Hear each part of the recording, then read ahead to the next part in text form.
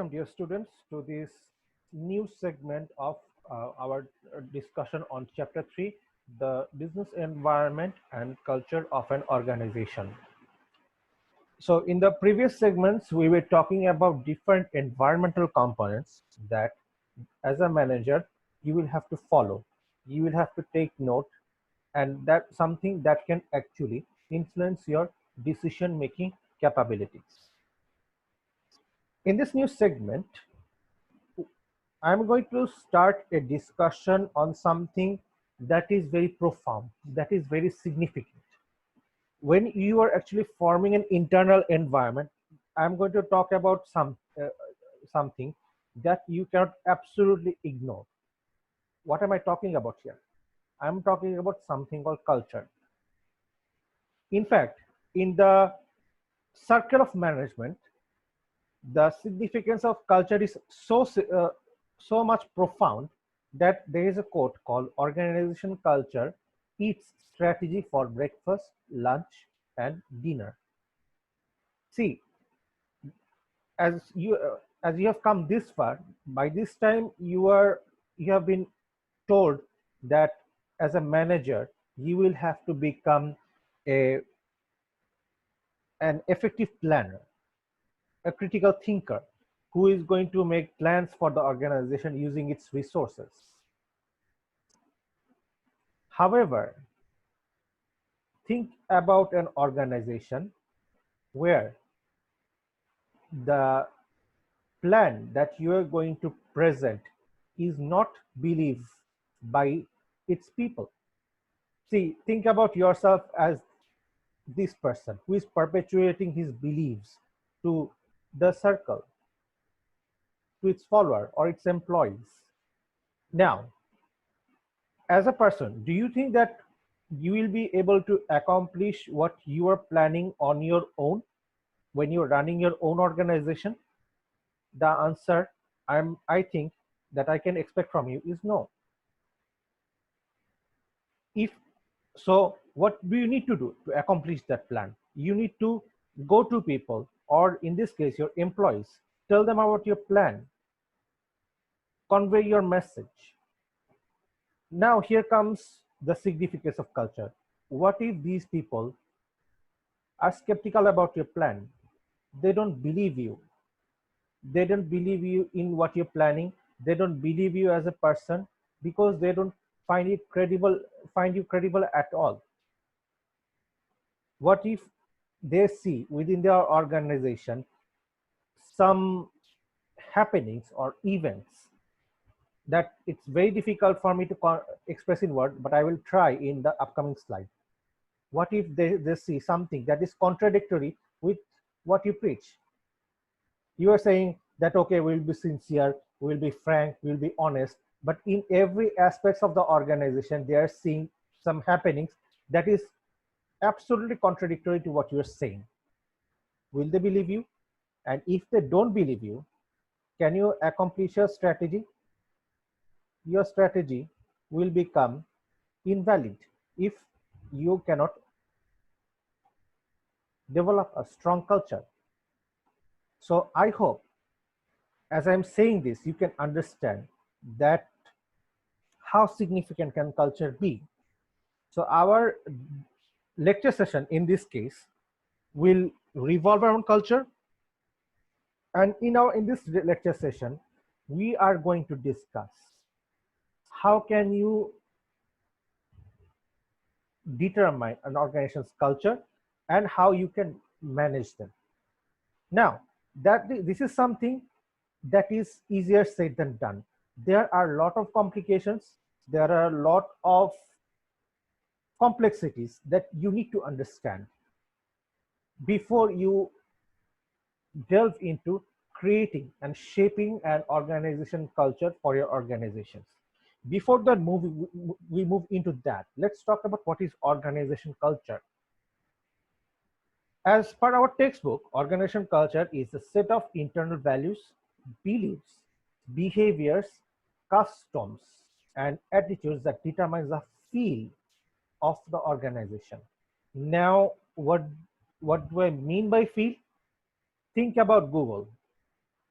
I'm pretty sure that each and every one of you have seen the office environment of Google or Disney.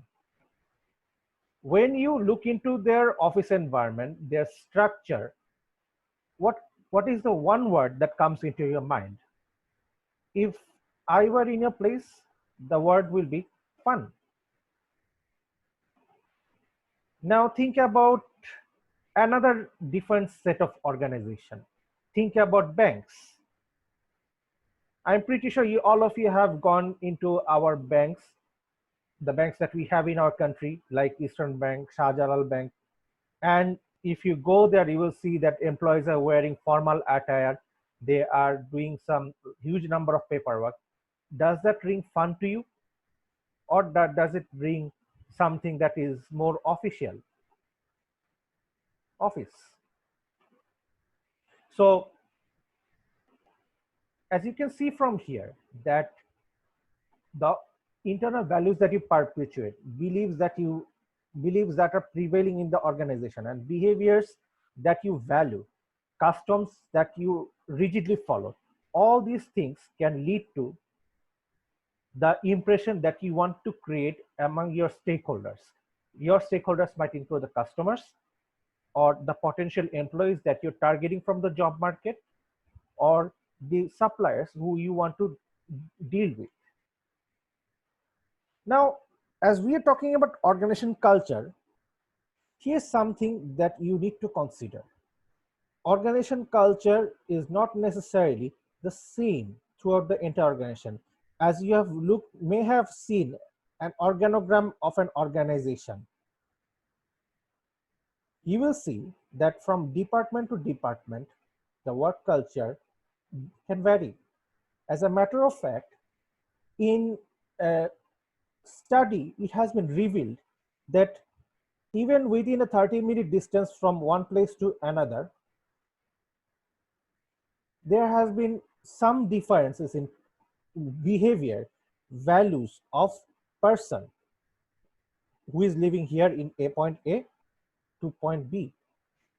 Even though those traits were subtle, this is here to say that how our culture, be it in organization or be it within the society, can vary. To make things simple, let me talk about cultural differences between districts. Even though we are all living in same country, can you think about it? When you look into the people of Noakhali, will you find any similarity with them and people of Bodishal? I don't think so. So same goes for the organization as well. So this might explain one of the points why it is very difficult to actually uh, put a flesh into organization's culture, make this organization culture more visible. So it must be managed so that its strength and benefits the firm's overall effectiveness and long-term success. So as you have seen in our previous discussion, within an internal environment of an organization, there might be some strengths or there might be some weakness. Now, where will you put organization culture? And now, if I were in your place, once again, if I were in a place, I would see my organization culture either as a strength or as a weakness. For which organization this might be a strength? For those organizations who can understand these cultural traits, cultural values, where the culture stems from, and those organizations who know how to manage their organization culture. For instance, let's talk about Google here. And there are some organizations in the other spectrum who unfortunately are so obsessed with material things like profit and making money that they don't even take the opportunity to understand the significance of this thing called culture, how they can create one within the organization that is effective, and how they can actually make people believe to follow that culture, codes of conducts and values. So for those organizations, you will see those organizations that cannot manage this factor. For them, this thing called culture becomes so dysfunctional that organizations' employees might become strongly resistant to change, accept new things. Now, can you imagine how devastating this might be?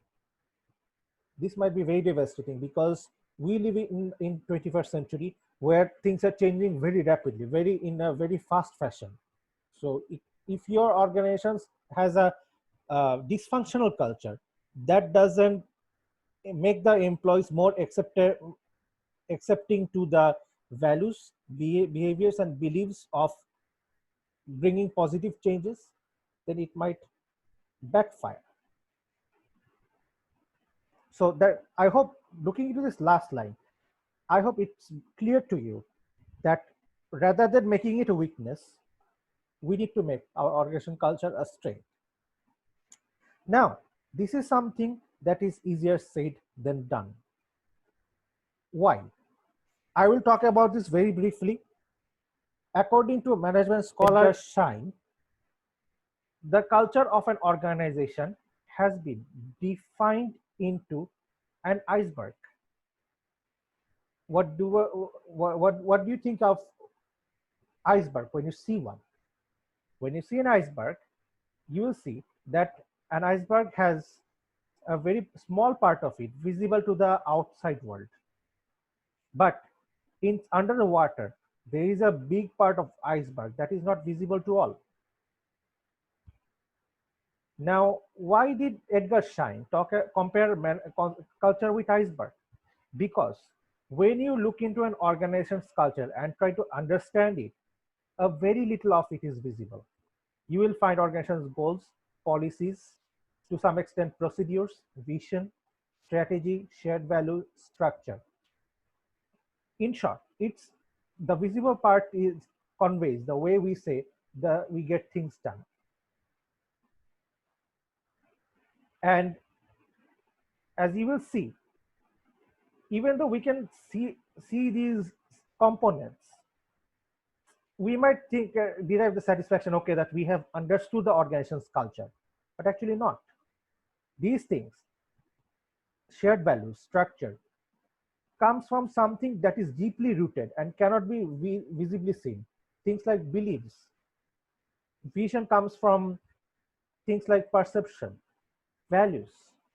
Do you want to earn more money, or do you want to do something that brings positive change to the world? Then your structure can be deeply influenced by the unwritten rules. So forgive me if the drawing becomes incomprehensible, but do try to understand what I'm trying to convey. Even though very little of an organization culture can be seen, it cannot be measured, it cannot be controlled unless and until you understand what caused these structure, values, and strategy in the first place.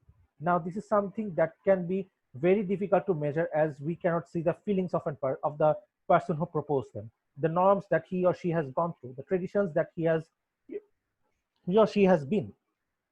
To give you a visual understanding of what I'm trying to convey here, let's look into a video.